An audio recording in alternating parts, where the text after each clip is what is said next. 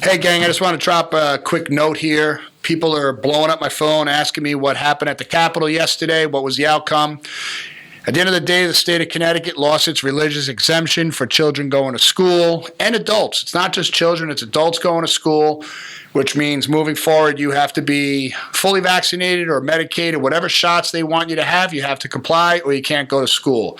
What they did do is include or grandfather anyone in that is kindergarten on up, or if you're going into kindergarten, you got to get that paperwork in ASAP.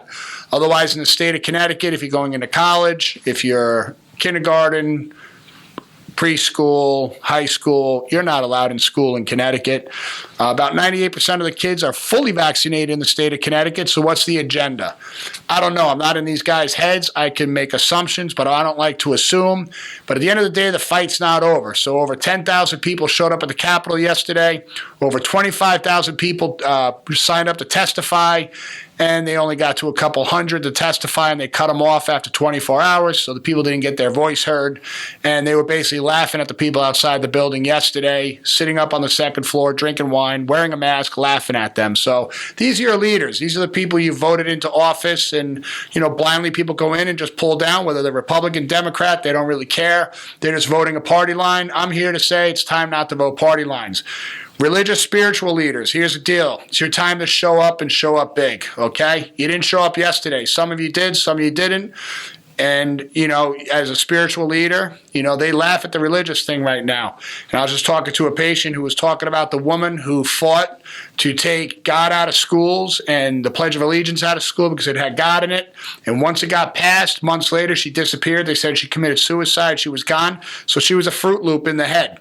And the problem is we got too many Fruit Loops around us right now who are taking away our freedoms. There's even word on the street that the next thing is they want to change the American flag. How does that make you feel, especially if you're a veteran, you fought overseas? Now, all you veterans, it's time to step up and realize what these guys are doing. They don't respect you, okay? The Capitol Police and the Hartford Police that were there with us for about 11 hours were absolutely amazing. And we were feeding them, giving them water. It was very peaceful. We cleaned up after ourselves. We paid for our own porta potties.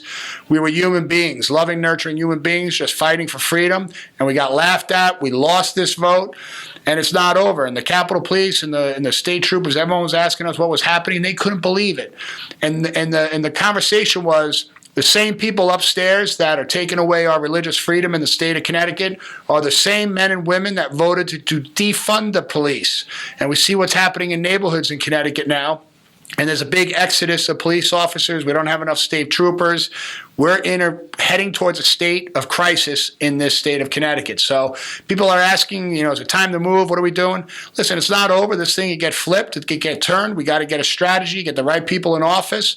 We have to work together. If you love your family, if you love your congregation, if you're a spiritual leader, I don't care if you're Jewish, Christian, Catholic, whatever, we do know that there's a greater power that we have the right to preach and believe and speak as we want. They're taking that right away from you. I'm here to tell you right now, this is just the beginning.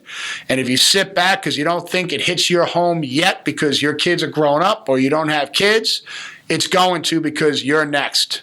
And we got to start working together. I don't care what your political belief is. I think we could all agree on one thing, that what makes this country amazing is our freedom. And we can't let any man or woman start taking away our freedoms because they have an agenda. And I've been saying the pen right now is more powerful than a lot of guns because in the swoop of a signature, it takes your freedom away. And it's happening in our country. So I'm here to say it's time to wake up. Wake up, humans, right? We need to strategize. We need to get together. We need to stand firmly together. Instead of 10,000 people showing up, we need 100,000 people shutting the streets down and marching for freedom. So as of right now, it's too late. Dr. Lamont. Lamont just signed off on the thing. The paper's been pushed. They say they got lawyers. They're going to fight this. Let them fight, but we have to support it. Your voice has to be heard. You have to understand what's happening because people are waking up today having no idea that some of them, their kids, are not able to go to school next year in the state of Connecticut, and they're very upset. We put videos out, we educated people, but they didn't know until it came out on the news today that this happened. So with that said, we got to build our tribe. You got to share the message. You got to get it out there, and we need people with strength to step up and help us lead this fight. So this is your wake-up call, people. It's a slippery slope, and know this. They will be putting out there who voted and how they voted, and we're fully supportive of the people that voted to block this, but there wasn't enough of them. But the men and women that voted to push this through, we need to let them know and hear our voice that we will not forget that. They are now part of history, and they're taking away our freedom. And I'll make a note.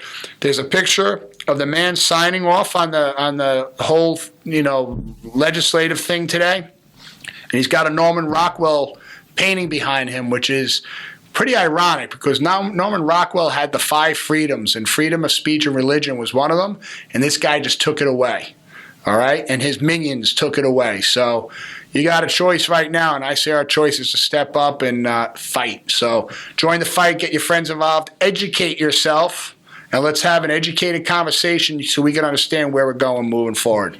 Wake up, people.